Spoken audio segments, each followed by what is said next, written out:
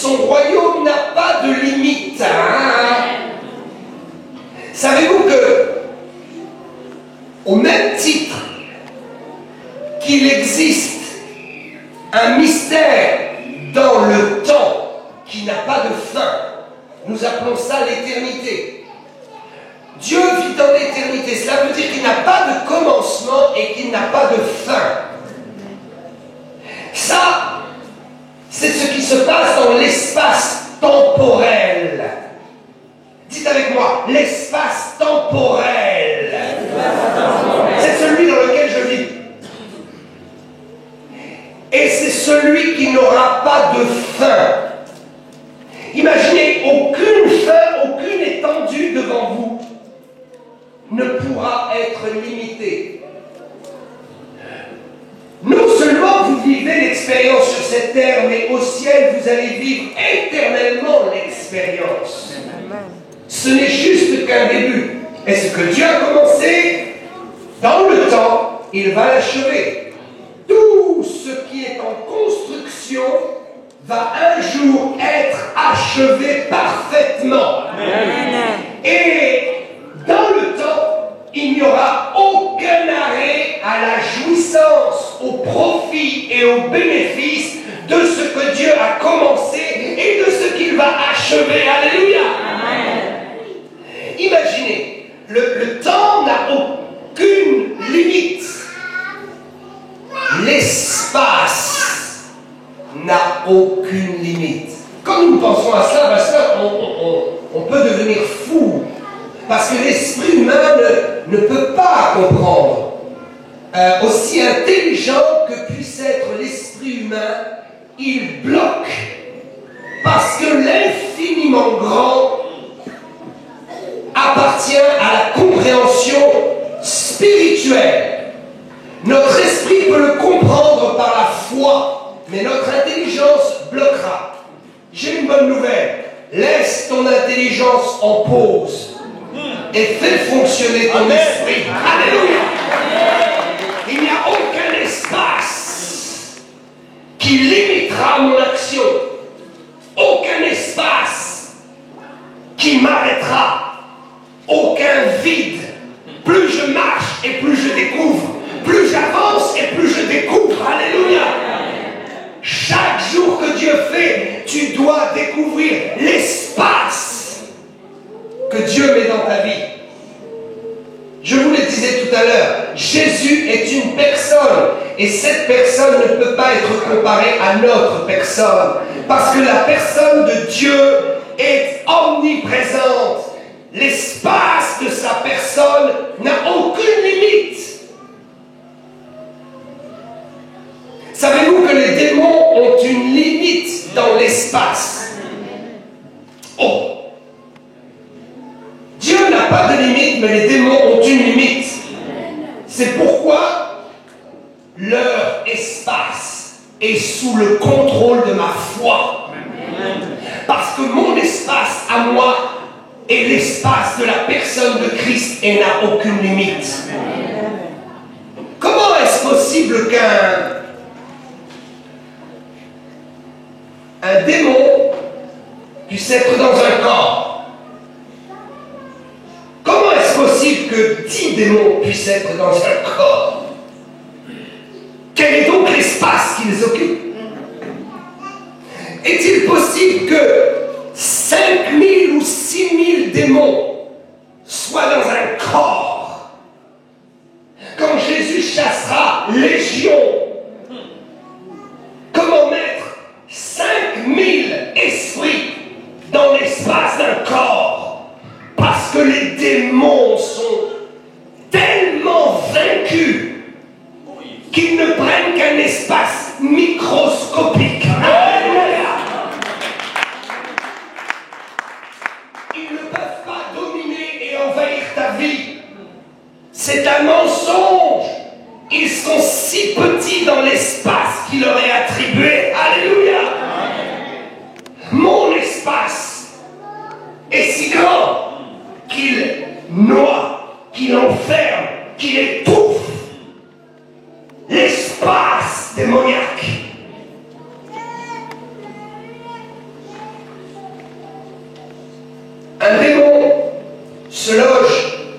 pas dans le corps d'une façon microscopique.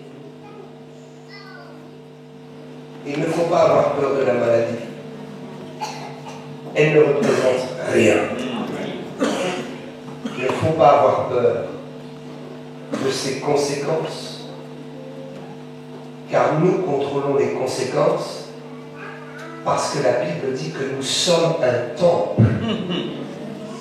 Ce temple est sous le contrôle de Dieu. Donc, imaginez comment un esprit microscopique peut prendre le contrôle de tout mon corps. Il ne le peut que si je doute, que si je lui laisse l'espace. Mon esprit a le pouvoir de contrôler ce qui se passe dans mon corps. La Bible dit que 1 Corinthiens 6, 17. Mais celui qui s'attache au Seigneur est avec lui un seul esprit. Écoutez bien, l'esprit du diable ne peut pas envahir un grand espace, mais l'esprit du Seigneur envahit tous les espaces, tout l'espace, jusque dans l'infini de l'infini qui n'a pas de fin. Quand cet esprit-là prend possession de ma vie et entre en moi, il s'unit avec mon esprit. Ce qui veut dire que partout où l'esprit du Seigneur est, si je suis uni avec lui, je serai. Je peux contrôler à distance. Je peux contrôler ce qui se passe pour ma vie à distance. Je peux contrôler l'esprit de mon avenir. Je peux contrôler l'espace de ma destinée de demain. Parce que le temps et l'espace étant engloutis dans l'esprit de Jésus, et cet esprit est devenu mien avec lui. Celui qui s'attache. La question est, est-ce que tu veux t'attacher? Jusqu'à quel point tu veux t'attacher? Notre objectif est de laisser Dieu faire et prendre de la place. Notre objectif, c'est de nous attacher à lui. Or, comment nous pouvons nous attacher au Seigneur si ce n'est dans un acte d'intimité et d'amour? C'est pourquoi l'apôtre comparera l'Église et l'unité de l'Église avec Christ. Il le comparera à l'unité d'un homme et d'une femme, faisant ainsi comprendre que chaque chrétien et l'Église tout entière doit avoir un rapport avec le Seigneur comme un rapport d'épouse. Je voudrais apporter une petite rectification à la théologie. Nous devrions apprendre et creuser le problème. Je ne crois pas que nous soyons une épouse. Je crois que nous fonctionnons comme une épouse. Le livre de l'Apocalypse dit d'ailleurs, je te montrerai l'épouse. Et quand nous voyons la description de ce que Dieu montre, il s'agit plus d'un environnement et d'un espace de la Jérusalem céleste. Voyez-vous, ce que nous devons comprendre, c'est qu'au-delà du fait que nous croyons que nous sommes l'épouse ou pas, nous devons laisser ce point théologique de côté.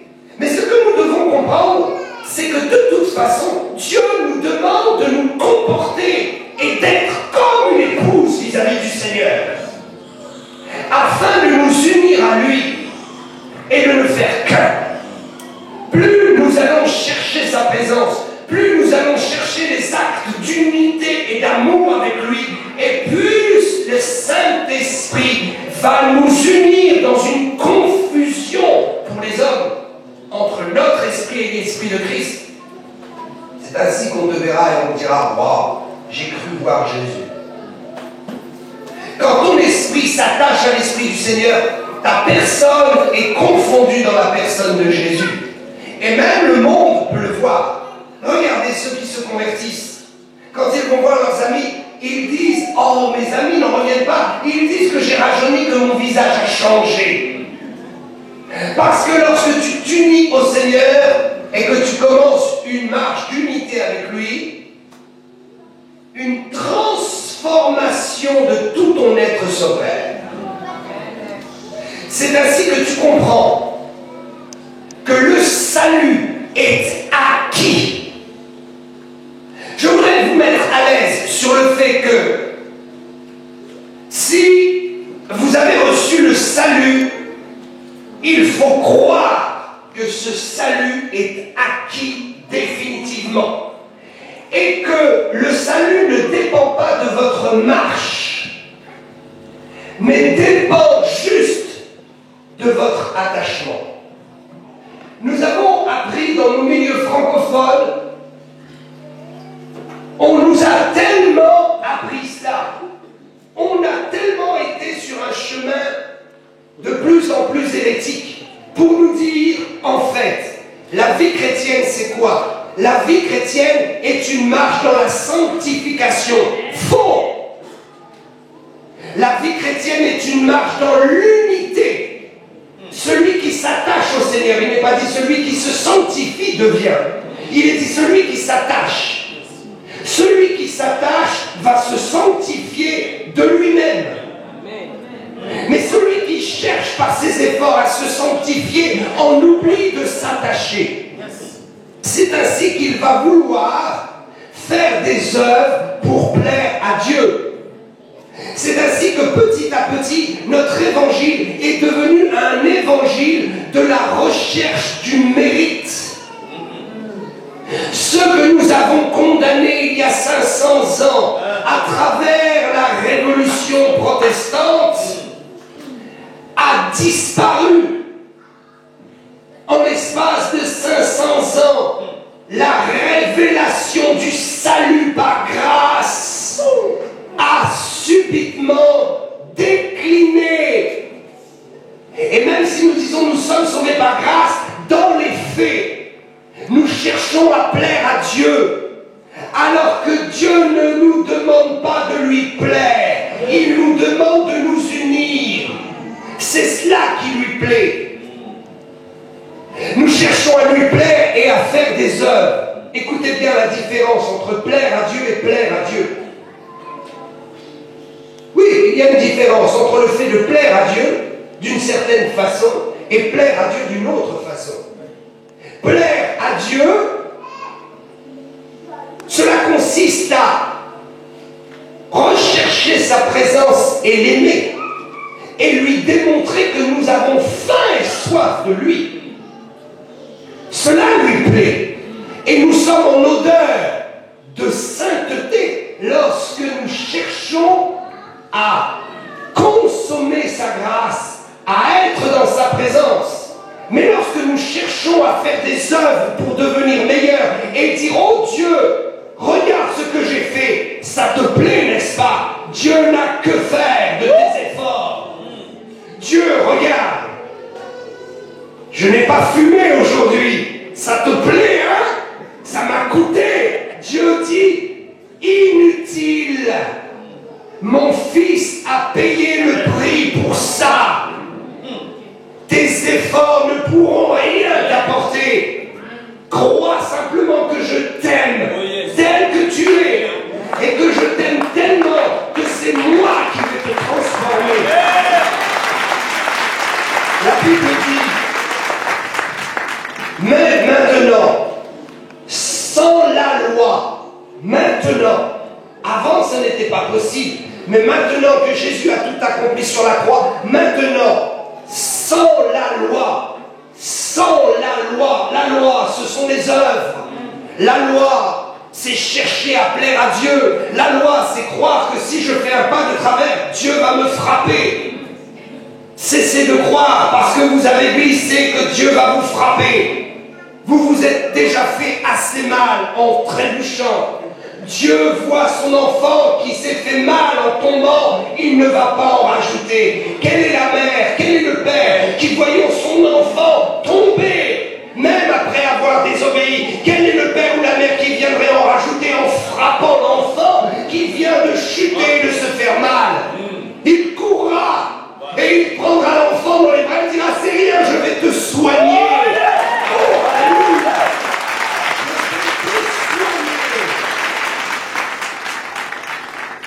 Nous avons appris que si je tombe, Dieu sera en colère et je vais avoir une mauvaise note et je ne pourrai plus venir devant lui en lui disant: Père, je te plais. Savez-vous que Jésus a tout fait? Romains 3, 21. Mais maintenant, sans la loi est manifestée la justice de Dieu à laquelle rendent témoignage la loi et les prophètes. Justice de Dieu par la foi en Jésus-Christ pour tous ceux qui croient. Il n'y a point de distinction, aucune distinction entre celui qui est propre et celui qui est sale. Car devant Dieu, tous nous avons été baignés dans le bain de la régénération du sang de l'agneau par la puissance du Saint-Esprit. Alléluia. Éphésiens 2:8. Car c'est par la grâce que vous êtes sauvés par le moyen de la foi, et cela ne vient pas de vous. C'est le don de Dieu. Ce n'est pas par les œuvres afin que personne ne se glorifie. Amen. Si moi je fais quelque chose de bon, que je puisse présenter une œuvre à Dieu et que je lui dise: oh Dieu, je te plais, alors Dieu sera obligé d'aller voir son fils et dire: Jésus, je suis désolé. Celui-là pour qui tu es mort et tu as tout payé m'amène quelque chose qui est bon et qui pourra retirer à ton œuvre. Jamais ce ne sera possible. Jamais Dieu ne pourra considérer que nos œuvres pourront ajouter quelque chose à notre vie éternelle. Tu es sauvé et tu es bien sauvé. La Bible nous parle de la prédestination. Si tu es prédestiné à être sauvé, comment est-ce que tu peux te perdre? Aie confiance. Si tu as confessé Jésus et que tu es né de nouveau, il peut arriver des tempêtes et des moments de trouble. Jésus ne t'abandonnera jamais. Il viendra toujours te rechercher. Et il ne permettra pas que tu fermes les yeux pour partir dans l'enfer. Parce qu'il t'a sauvé parfaitement. Cela ne vient pas de vous. C'est un don. Le salut est un don. Un don parfait. Si je l'ai reçu, il m'appartient. Et quoi que je fasse, il est à moi. Le sang de Jésus plaide auprès du Père. Alléluia. Savons-nous intercéder? Savons-nous plaider? Je vais prendre un autre exemple. La prière de Moïse. L'expérience de Moïse qui nous apprend tellement de belles choses en ce qui concerne la grâce. Nous avons lu que la loi est obligée de valider la grâce. Le premier texte que nous avons lu, est-ce qu'on peut le remettre en main? Je ne sais pas s'il était affiché. Mais maintenant, sans la loi est manifestée la justice de Dieu à laquelle rendent témoignage la loi et les prophètes. La loi et les prophètes sont obligés de rendre témoignage à la grâce contenue et cachée dans le testament de la loi. Le testament de la loi contient l'alliance. D'ailleurs, elle est aussi appelée alliance, ancienne alliance. Il n'y a plus de testament. Dieu ne cherche pas à te léguer un testament. Il cherche juste à te faire entrer dans son alliance et dans son décret. Un décret qui ne finira jamais. Quand nous lisons la loi, nous devons voir avec les yeux de l'esprit la grâce qui est obligée de manifester la loi. Celui qui vient t'accuser avec la loi, les religieux bien pensants, les bons pentecôtisants qui pensent qu'ils peuvent leurs efforts se sanctifier et qui cherchent chaque jour à faire le bien et qui en oublient d'adorer Dieu, ceux-là même viennent nous accuser avec la loi. Et quand ils viennent par la puissance de l'Esprit, nous leur opposons ce qui, même dans la loi, est une révélation de la grâce. Jésus a lui-même confondu les scribes et les pharisiens en démontrant que par la loi, nous trouvons l'accès à la grâce. La loi n'est pas fermée, elle contient en elle une issue de secours qui s'appelle la grâce. Regardez dans l'Ancien Testament, nous allons revenir à la loi de Moïse, mais regardez les sacrifices. Une fois par an, au jour du grand pardon, le Yom Kippour, Lévitique chapitre 16 nous apprend qu'une fois par an, on sacrifiait l'animal et on faisait couler le sang pour le pardon des péchés. Ce jour-là, la loi était en activité. Le grand sacrificateur sacrifiait, le peuple était là, et ce qu'il faisait n'était autre qu'une action issue de la loi et du commandement. Le commandement du sacrifice qui était la porte ouverte de la grâce, de la justification et de la libération. Car nous ne pouvons pas faire des œuvres, nous ne pouvons pas accomplir la loi, nous ne pouvons pas être bons. À l'instant même où nous sommes bons, la minute d'après, notre chair se rebelle et nous faisons le mal. Il est impossible, sans la puissance de Dieu, d'être libéré de ce corps de chair. C'est pourquoi une fois par an, la loi ordonnait la fenêtre ouverte vers la grâce et vers le sang de Jésus. Une fois par an, il faisait le sacrifice et le sacrificateur portait une partie du sang à l'intérieur du lieu très saint et l'autre partie, il la jetait sur le peuple et le peuple était pardonné de ses péchés immédiatement. Le peuple réalisait que tout ce qu'il n'avait pas pu accomplir dans la loi, le sang l'accomplirait pour lui. Parce que ce qui compte, ce n'est pas d'obéir à un commandement pour fuir une condamnation. Ce qui compte, c'est de se mettre sous le couvert de celui qui est condamné pour nous. Parce que la loi ne peut pas effacer la condamnation. Il est impossible que la loi efface la condamnation. Même si tu respectes la loi, elle ne peut pas effacer la condamnation. Ce que tu as fait de bien ne peut pas effacer ce que tu as fait de mal. C'est pourquoi dans le Lévitique, le sang apportait la solution. Et le sang démontrait que la condamnation était tombée quelque part. Et que le sang de cette condamnation était la justification. C'est ainsi que dans la loi, il y avait une possibilité de salut. Ils étaient sauvés, mais il fallait recommencer cela tous les ans. Amen. Tous les ans. Et ils devaient pardonner autour d'eux, à tout le monde. Si on t'a pardonné, il faut que tu pardonnes. Amen. Alléluia. Amen. Moïse s'est trouvé dans une difficulté au moment même où il a reçu la loi. Il a reçu la loi dans la présence de Christ. Il a reçu la loi en recevant l'esprit de la grâce. Quelqu'un qui se convertit à Jésus ne peut plus lire la Bible de la même façon. Il est obligé de trouver la grâce dans ce qu'il va lire pour les autres et pour lui-même. Est-ce que nous sommes des intercesseurs? Comment est-ce que nous prions? Est-ce que nous prions juste des formules toutes faites ou nous prions pour que finalement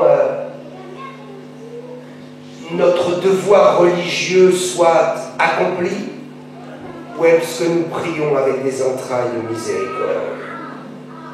Moïse s'est trouvé dans une situation, il monte sur le mont Sinaï, il reçoit l'état de la loi, le buisson ardent, la gloire de Dieu. Il est propulsé dans un espace qui n'est plus humain, qui est complètement divin. Il ne mange plus, il ne boit plus, il ne dort plus, il ne voit plus le temps passer. Il est dans une telle présence de Dieu. Et dans cette présence, il est affecté de la grâce. Quand il descend, Dieu va l'éprouver. Quand tu montes sur la montagne, quelle que soit ta compréhension de la Bible, quand tu vas redescendre, Dieu va t'éprouver et va voir si tu as compris ce qui s'est passé là-haut dans la présence de Dieu. Imaginez, Moïse est au contact avec la loi comme jamais personne ne l'a été. Il reçoit des mains de Dieu. Il reçoit dans sa présence. Il reçoit même la compréhension intégrale des 10 commandements. Et Dieu lui dit, oh, mon gars, tu es sur la montagne, mais sais-tu ce qui se passe en bas? Ils ont fait un veau d'or et ils se sont souillés. Écoutez bien. Ce qui se produit, nous allons lire. Dans Exode, chapitre 32, verset 9. L'Éternel dit à Moïse, je vois que ce peuple est un peuple au cou raide. Plus tu vas monter dans la présence de Dieu et dans l'onction, et plus Dieu va ouvrir tes yeux sur l'horreur du péché, sur la saleté dans la vie des gens. Je vais te dire ce qui est le plus dur. Je l'ai vécu personnellement. Ce qui est le plus dur quand nous sommes en communion avec Dieu et que nous montons sur la montagne, c'est lorsque nous redescendons dans la vallée et que nos yeux s'ouvrent sur la misère des gens. À ce moment-là, la chair est tentée de parler. Dieu va éprouver. Il dit, ils ont le cou raide. Fais attention, tu vas avoir un choc. Tu vas avoir un choc. Mais es-tu meilleur qu'eux, finalement? Tu n'es absolument pas meilleur. Maintenant, laisse-moi, ma colère va s'enflammer contre eux et je les consumerai. Mais je ferai de toi une grande nation. Voilà comment Dieu éprouve son serviteur. Je crois que ce jour-là, Dieu a éprouvé la puissance de la grâce et de l'amour qui avait été déversé dans le cœur de Moïse, qui était bien supérieur aux tables de la loi qu'il avait reçues. Car ce qu'il a reçu finalement, les tables de la loi n'étaient juste qu'un artifice, n'était juste qu'une révélation du péché. Mais Moïse avait vécu une telle présence avec Dieu que la loi ne pouvait plus avoir aucun effet sur lui. C'est pourquoi Dieu va éprouver la grâce et l'expérience dans le cœur, afin que nous en soyons témoins, afin que nous voyions cela comme une révélation. Car Dieu n'avait pas vraiment l'intention de condamner son peuple. Mais il a éprouvé la grâce dans le cœur de Moïse. Moïse est à ce moment-là un type de Jésus. Moïse n'est absolument plus Moïse à cet instant. Moïse venait de passer tellement de temps dans la présence de Dieu que l'esprit de Christ et son esprit étaient unis. Je vous dis qu'à ce moment-là, Dieu n'a pas parlé à Moïse, il a parlé à son fils Jésus, à l'esprit de Jésus qui était en Moïse. Et il lui dit, je dois les condamner un jour dans le ciel. Dieu a dit, il y a un problème avec les hommes. Saint-Esprit, viens, mon fils, viens, ayons une réunion. Regardez ce qu'ils sont devenus. Ils ont le cou raide, ils font des veaux d'or, ils ont des idoles, ils me renient, ils m'ont oublié, je vais les détruire. Et Jésus dira, non, tu ne peux pas faire ça. Amen. Ça s'est réellement passé au ciel. Ce que nous lisons ici est l'expérience que Jésus a vécue avec le Père dès la fondation du monde. Et comme Moïse a passé tellement de temps dans la présence de Dieu, son corps n'était plus là. Son corps était déjà transfiguré. Et l'Esprit de Christ était uni, l'Esprit de Dieu était uni avec le sien. Et il n'est plus Moïse dans cet instant. Il devient l'extension de Jésus. Il devient la réalité de la grâce de la personne de Jésus. Quand tu seras tellement uni avec Christ, tu deviendras toi-même l'extension du ciel.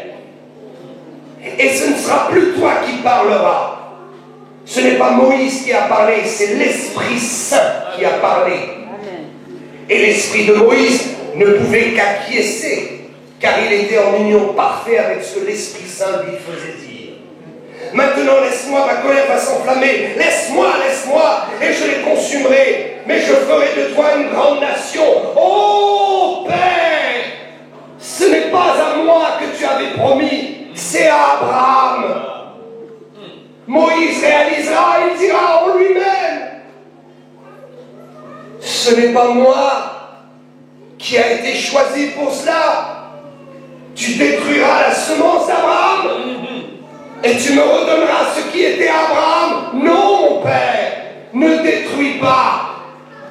Ceux qui n'ont pas l'esprit cherchent toujours à récupérer les promesses, les visions de Dieu, les projets de Dieu dans la vie de quelqu'un d'autre. Mais Moïse sait très bien qu'il ne peut pas accepter cela.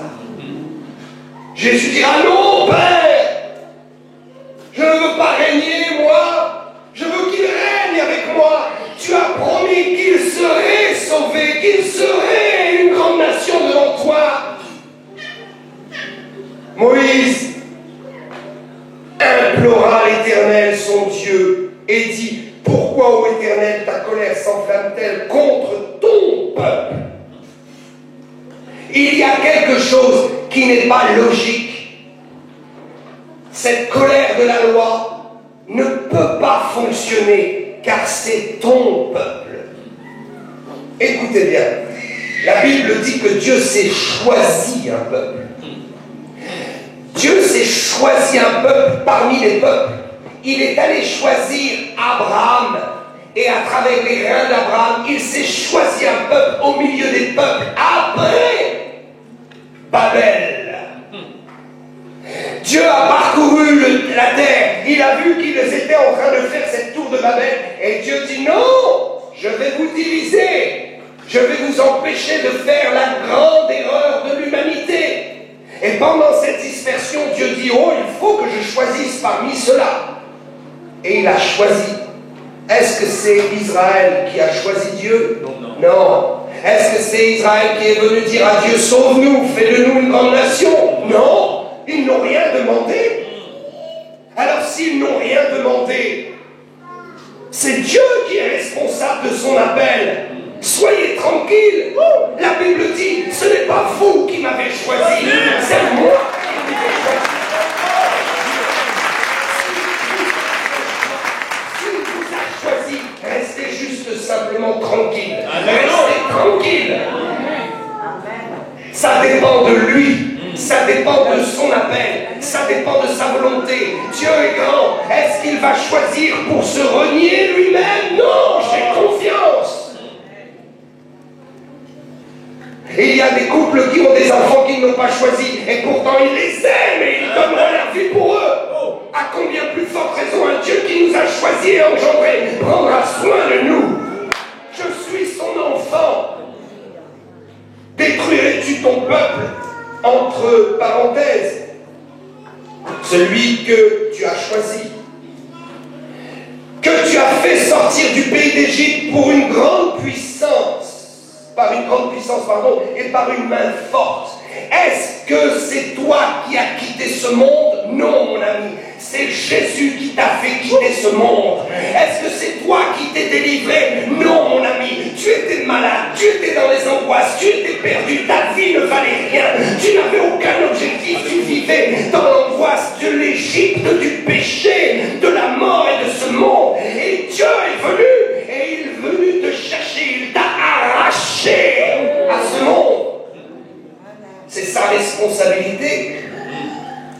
si c'est moi, je peux retourner là d'où je viens.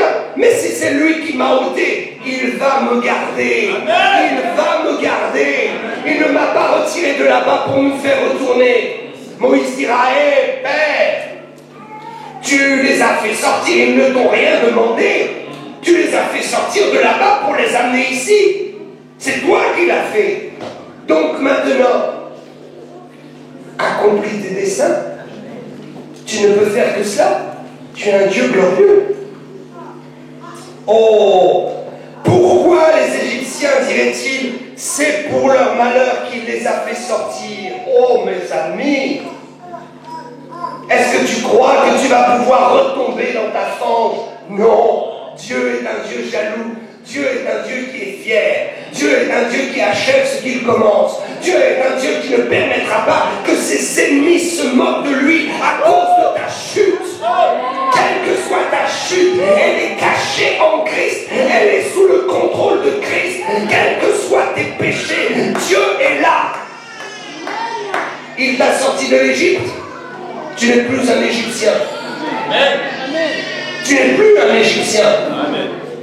Il t'a sorti du monde pécheur, tu n'es plus un pécheur. Confesse-le. Même si je pêche, je ne suis plus un pécheur.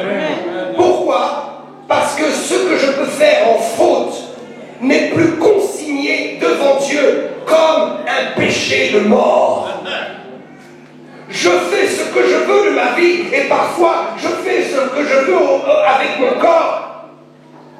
Mais ce que je peux produire n'aura jamais plus l'odeur du péché devant Dieu.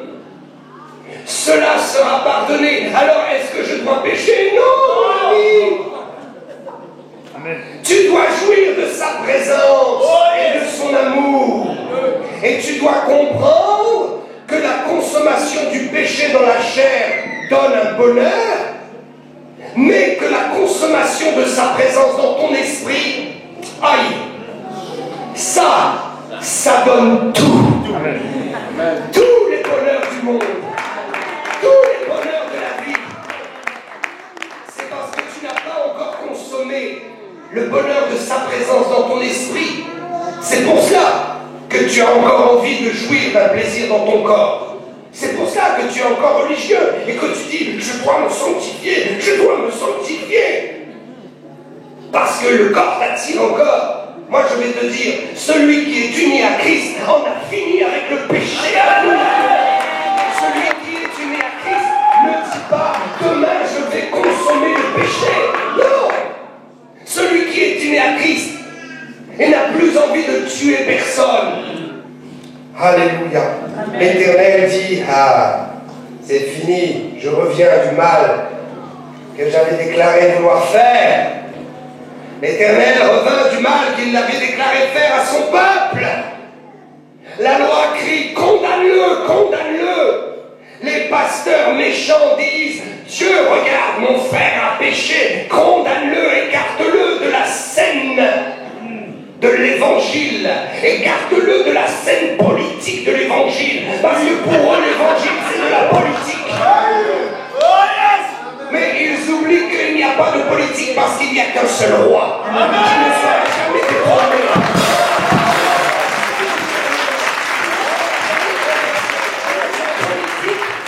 C'est quand il y a quelqu'un qu'on peut renverser et qu'on peut remplacer. Mais avec Dieu, vas-tu remplacer celui que Dieu a élevé, celui que Dieu a élu, celui que Dieu a oué? Moi je crois que partout où je serai, partout où il y aura quelqu'un qui dira à Dieu, oh Dieu, donne-moi ce que tu devais lui donner parce qu'il ne se comporte pas bien. Je crois qu'il y aura partout quelqu'un qui se lèvera dans la puissance du Saint-Esprit pour prier pour moi et pour dire, Dieu, non! J'avais promis à celui-là. Alléluia. Ce que Dieu t'a promis va arriver. Quel que soit ce que disent les gens, ce que Dieu t'a promis va arriver.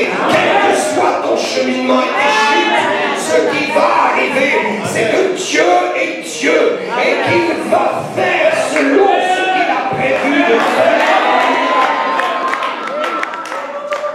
Moïse retourna et descendit de la montagne les deux tables du témoignage dans sa main. Oh, Moïse avait quelque chose de plus grand. Il descend avec les tables du témoignage.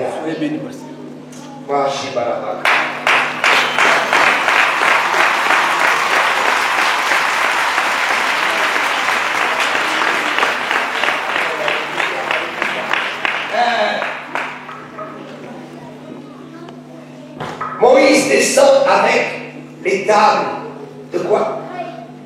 Du témoignage. Une loi qui devient un témoignage. Une loi qui devient un acte de prière et de foi exaucée. Une loi qui a fait sortir et jaillir la solution. Tu reviendras avec un témoignage. Amen. Ceux qui t'accusent vont revenir avec un témoignage. C'est parti. Qui ont dans leur main des dossiers qui t'accusent. Ils ont même été écrire ça devant Dieu. Ils disent, oh Dieu, tu es juste, hein, on ne doit pas faire ça. Dit Dieu, oui, tiens, écris. Ah Dieu, oh ça me fait plaisir. Tu es d'accord avec moi, hein? Ce qu'il a fait là? Non, ça c'est écrit, c'est non. Et vas-y, écris. Mais ils reviendront vers toi en disant, tout ce que j'ai voulu faire de mal est là. Je n'ai qu'un témoignage à te dire. Même Dieu m'a saisi pour que je prie pour toi.